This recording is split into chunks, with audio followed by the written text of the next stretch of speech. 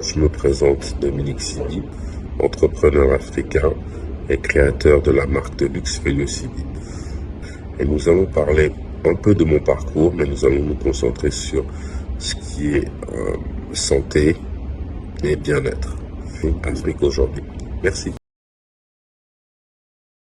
Un conseil que je puisse donner aux jeunes et à la jeunesse, c'est soyez vous-même, restez authentique et n'écoutez pas forcément ce que les uns et les autres vous disent. Je veux dire, il n'y a que vous qui pouvez faire ce que vous voulez faire. Personne d'autre ne le fera.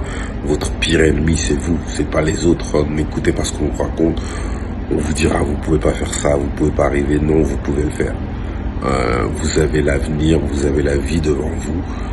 Concentrez-vous. Arrêtez de passer vos temps sur TikTok, Instagram et autres. Concentrez-vous sur vous-même et vous verrez ce que vous pouvez faire. Et je crois en la jeunesse du monde entier, en particulier la jeunesse africaine. L'Afrique regorge de talent. Il est temps de vous mettre au travail et ne pensez pas que vous êtes moins que rien, vous êtes moins que les autres. Vous êtes aussi fort qu'eux, aussi capable. Et foncez, allez-y. La Formule 1, pour parler de Formule 1, qu'est-ce que ça m'a apporté?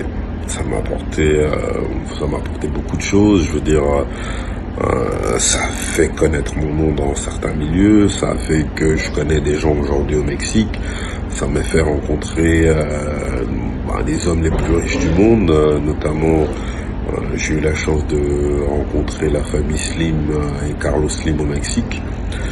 Ça m'a fait rencontrer un chef d'État, Paul Kagame, à Singapour. Aujourd'hui, le Rwanda veut organiser un grand prix de Formule 1. Moi, ça fait 5-10 ans que je parle de ça, que je milite pour ça. Et moi, j'ai eu des discussions déjà dans le passé. C'est un univers prestigieux, je veux dire. Ça m'a apporté beaucoup de choses. Ça m'a fait faire Forbes Afrique, Forbes États-Unis. Oui, ça m'a coûté beaucoup d'argent aussi. Mais si c'était à refaire, je le referais. Et puis, je veux dire, c'est un univers complètement particulier, à part. Ça m'a fait faire des soirées, une soirée de malade à Monaco, je veux dire, sur un bateau que j'ai sponsorisé pour la montre que je faisais pour une écurie de Formule 1. C'est un univers particulier, je veux dire, c'est le haut standing, c'est le luxe, c'est ostentatoire, c'est le sport le plus noble et le plus riche qui existe sur Terre. Donc, je ne regrette pas cette expérience, mais faut préparer le portefeuille, quoi. Qu'est-ce qui m'inspire, qu'est-ce qui me motive? Mon inspiration, elle me vient forcément de mon entourage, de certaines personnes que j'ai côtoyées, certaines personnes qui ne sont plus là, qui m'ont été très très chères et qui me le sont toujours, et aussi le fait de voyager, en fait, d'être aux États-Unis, de vivre en Afrique, mélanger ces deux cultures, en fait, me permet aussi de voir des nouvelles choses, des choses auxquelles des fois on ne fait pas forcément attention. Comment je vois l'évolution du secteur du luxe? Je veux dire, tout se tourne vers l'Afrique aujourd'hui. Quand vous voyez certaines grandes marques qui utilisent par exemple des produits de chez nous, je pense par exemple au raffia. J'ai vu une marque qui a fait une basket en raffia. Si tu sais pas que c'est du raffia, tu vas penser que c'est autre chose. Je veux dire, l'Afrique regorge de tellement de talent et de potentiel. Il faut juste structurer ces choses, mais je pense que ça va venir.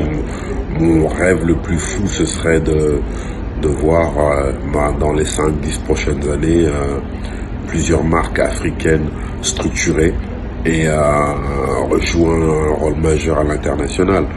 Et je pense que c'est possible. Ça, ce serait l'une des plus choses qui puisse arriver. Mais pour moi, l'avenir du luxe et autres, c'est l'Afrique. Je veux dire, quand on regarde le monde, tout part de l'Afrique. Là-bas, c'est l'Afrique. Donc, il n'y a pas de question là-dessus. Je veux dire, les Africains dépensent plus de 5, voire 6-7 milliards de dollars par an dans les produits de luxe. Il serait temps que l'on cultive cette industrie, ce secteur, et qu'on le maîtrise aussi à notre façon et qu'on apporte notre propre code du luxe comme j'ai pu le faire avec ce que je fais. Je pense être un des pionniers dans ce domaine et j'encourage la jeunesse, j'encourage les autres à faire beaucoup mieux que ce que j'ai pu réaliser. Comment rester performant?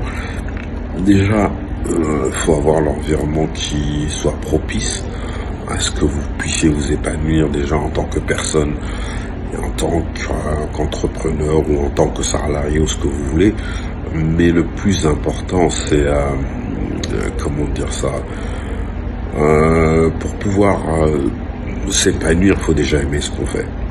Je veux dire, quand on fait ce qu'on aime et qu'on n'a pas l'impression que c'est un travail et autres, ben, on donne le meilleur de soi, on n'est plus performant, on n'est plus créatif.